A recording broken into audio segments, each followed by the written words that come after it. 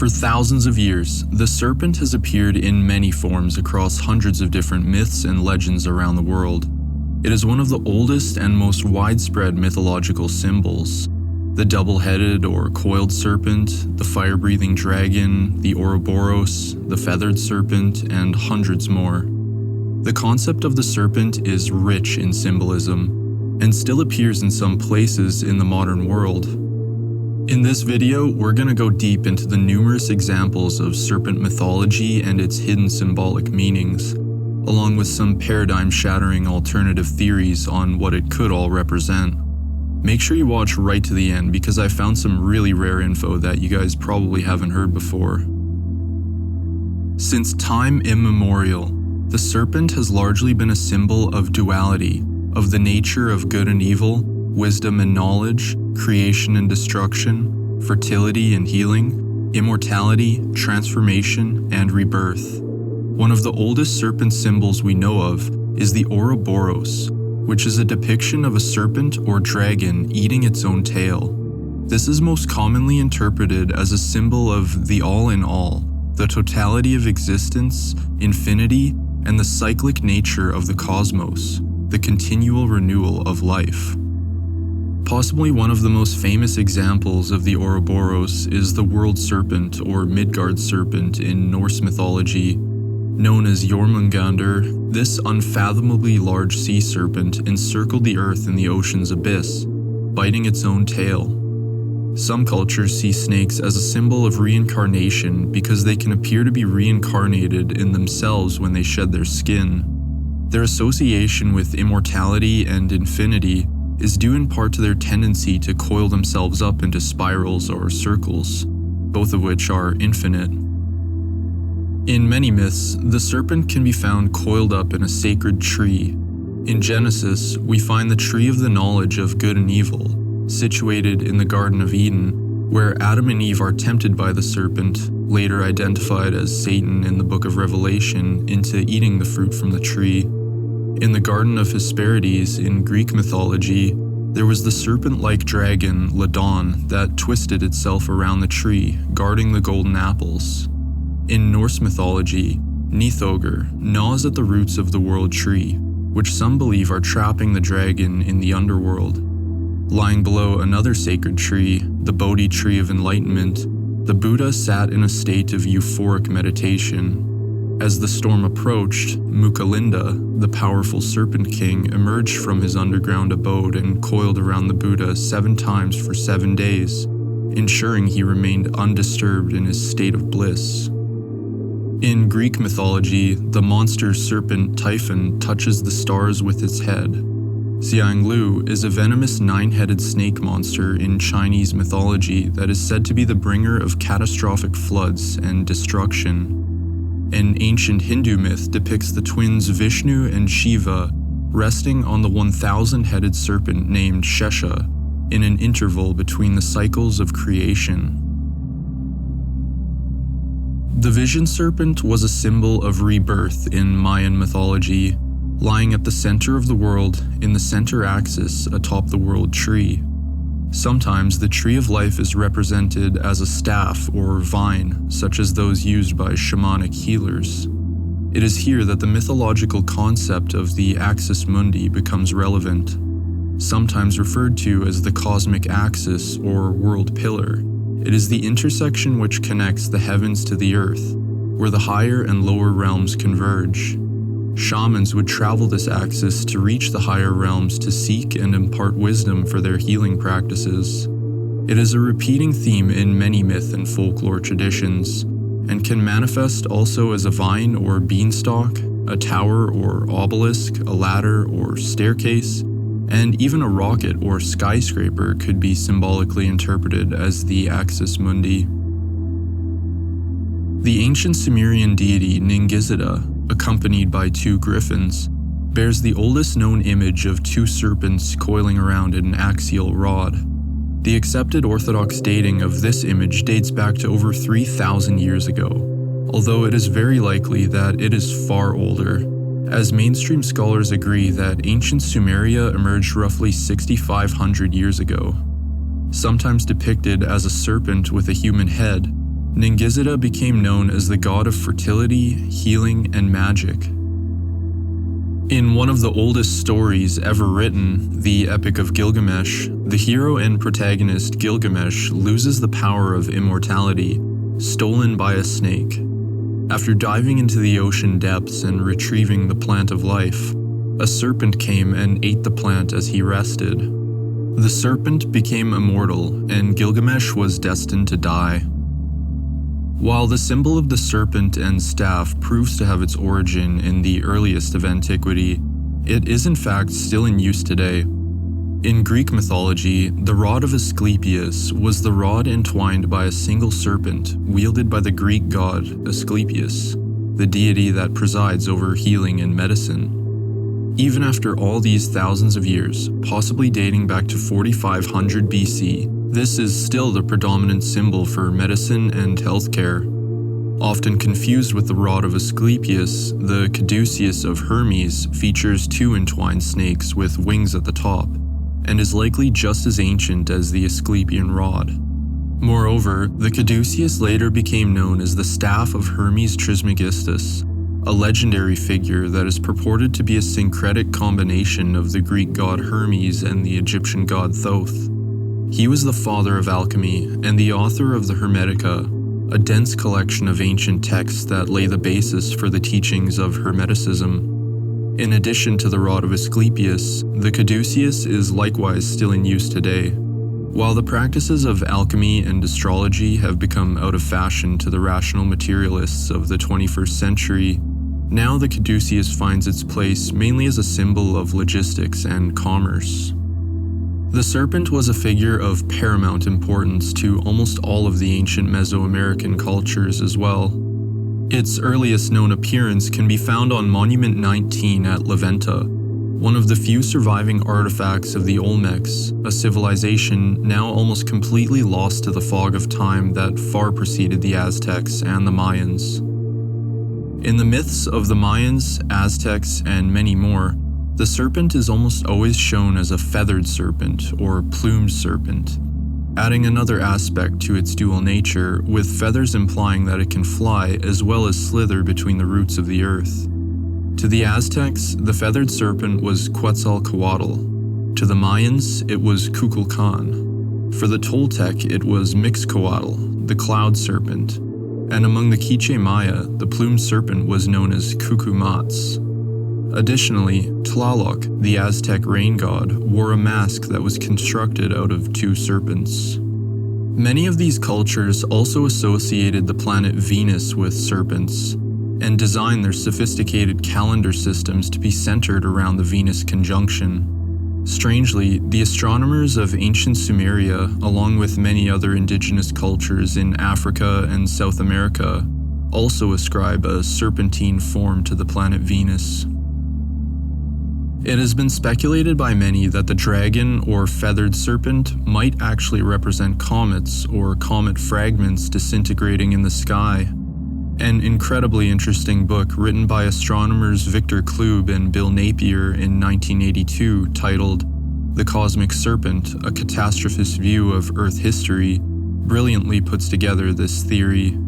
It is an all-encompassing book taking information from astronomy, geology, evolution, mythology, archaeology, and ancient history, and postulates that the reason serpents and dragons were so revered and embedded into the world mythology and gods of ancient civilizations was because Earth continually suffered from devastating comet impacts.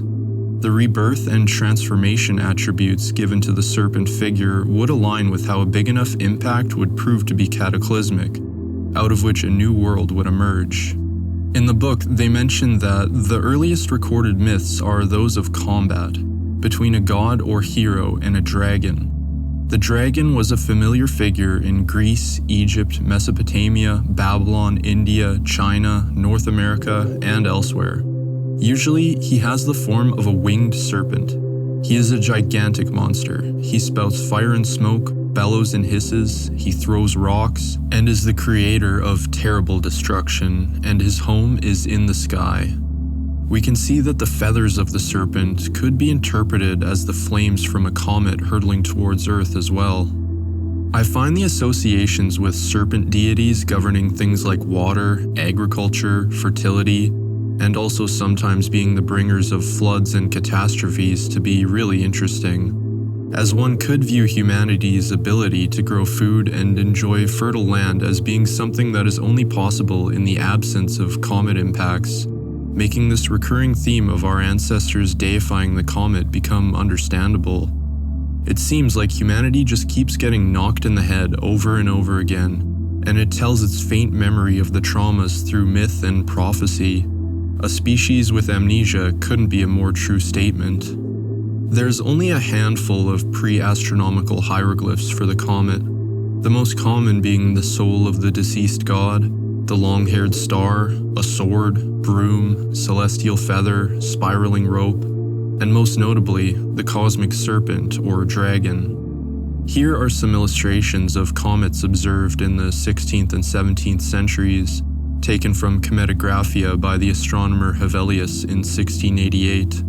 We can see how such phenomena could easily be seen and recorded into myths and folklore in the form of fiery swords, cosmic serpents, and celestial feathers. Going much further back, these are some illustrations of two historical comets from the year 1000 and 1180 AD. The first illustration shows a blazing thunderbolt with a long drawn-out tail having fallen from a dragon-like comet, also with a very long tail. The second image shows another comet depicted as a dragon with a long, spiraling trail of smoke behind it. Other early references relating comets to dragons is the Italian astronomer Donolo in the year AD 940. In the Bible, we can find some very interesting verses about serpents that tie into Clube and Napiers' theory. Indeed, there are many apocalyptic verses all throughout the Bible that could be interpreted as describing something like a comet impact and its after effects. From Numbers 21 verse 6, "For this reason, the Lord sent fiery serpents among the people, which wounded or killed many of them." Additionally, we can read in Matthew 24 verse 29, "Immediately after the tribulation of those days, the sun will be darkened, and the moon will not give its light, and the stars will fall from heaven." When we decipher some of the hidden numerical values of the original Hebrew words in Kabbalistic Gematria, there are even more intriguing connections. For those unaware, Gematria is a numerological system by which Hebrew letters correspond to numbers. This system was developed by the initiates of Kabbalism, an esoteric school of Jewish mysticism. For starters, the Hebrew word for iron ore is nechoshet, which literally means the droppings of the serpent. Nehushtan, in the Book of Kings, was known as a metal serpent, mounted on the staff of Moses. Nachash is the Hebrew word for serpent, although it appears to more specifically signify the evil serpent from the Genesis story. The value for each of these Hebrew letters equals 358, and it just so happens that if we take the Hebrew word for Messiah, Messiach, its letters also add up to 358. Is it a coincidence that the serpent and the Messiah have the same number? Perhaps if this was an isolated case, it could be dismissed. But this is just one example of many Hebrew words having significant number values. While this may be beyond the scope of this video's topic, just a few worth mentioning is that the Hebrew word for truth equals 72. Both Jerusalem and the Temple of Immortality equals 864. And lastly, the Holy Ghost and the Fountain of Wisdom both equal 1080. If you want to learn more about the significance of some of these numbers, check out the video I made on the sacred numbers encoded in the pyramids. It's a deep rabbit hole, and I'd love to explore it further in future videos. As for the Hebrew words for serpent and Messiah being the equal value of 358, what might the significance of this number be? And more broadly, is it even significant at all that both of these words have an equal value? Well, 3, 5, and 8 are three of the first terms of the Fibonacci sequence, forming the logarithmic spiral. A spiral, perhaps representing the spiraling nature of the coiled serpent? Maybe it's a bit of a stretch, but it seems that even in the realm of mathematics, the characteristics of the serpent seem to align in some ways. This also speaks to the duality that the serpent symbolizes. On one hand, the serpent can be evil and deceptive, and on the other, it can be a symbol of wisdom and healing. It appears then that these two opposing figures, the serpent and the Messiah, could be a representation of some fundamental duality. Matthew 10 verse 16 even supports this notion, where Christ says, "Be ye therefore wise as serpents and harmless as doves." I'd be remiss if I didn't at least touch on the work of Jeremy Narbys, the anthropologist and author of the book The Cosmic Serpent, DNA and the Origins of Knowledge. Published in 1998, he presents his research from his time spent with various shamans and ayahuasca drinkers in the Amazon rainforest. It's here that he set out to investigate the idea of plant intelligence, how certain plants and fungi communicate with each other, and how the shamans claim to have received their wisdom from the plants. During his first ayahuasca session, he was confronted by serpents, sparking his exploration into the meaning of the serpent in visions and creation myths of the indigenous people. He finds a staggering amount of similarities to the mythical images of coiled serpents and the DNA double helix, and other examples of genetic and molecular concepts appearing in the artwork created by shamans after their psychedelic visions. There are far too many to list all in this video, so I'll do my best to briefly summarize his hypothesis. The cosmic serpents often appear double or as twins, like DNA. They are also frequently associated with water. Take the world serpent, for example. The twisted ladder shape of DNA is because of the cell's watery environment. Its four bases are insoluble in water, so they tuck themselves into the center of the molecule. So DNA goes together with water, just like the mythical serpents do. Every living being is constructed on the basis of the instructions encoded in the information-storing molecule that is DNA. Every living cell, whether human, animal, plant, or microbial, is encoded in the same language of the four letters A, G, C, and T. This global network of DNA-based life, this biosphere, encircles the entire Earth. In my opinion, when these scientific models are viewed through a mythological lens, we see the world tree, with the serpent in the waters encircling the Earth. Lastly, in the pyramid texts, the cosmic serpent is known as the provider of attributes. In this image, we see a double-headed snake, with symbols representing one, several, spirit, double, vital force, place, and water. Under the heads of the snake is the Egyptian cross, meaning the key of life. Taken from the nearly 5,000-year-old pyramid texts themselves, we can read the following passage that almost perfectly summarizes both the comet and DNA theories. It goes, quote, "I am the outflow of the primeval flood, he who emerged from the waters. I am the provider of attributes, serpent with its many coils. I am the scribe of the divine book, which says what has been and affects what is yet to be." Jeremy Narbys concludes that many of the modern scientific understandings of DNA have been understood by indigenous people for thousands of years, of course in a completely different frame of reference.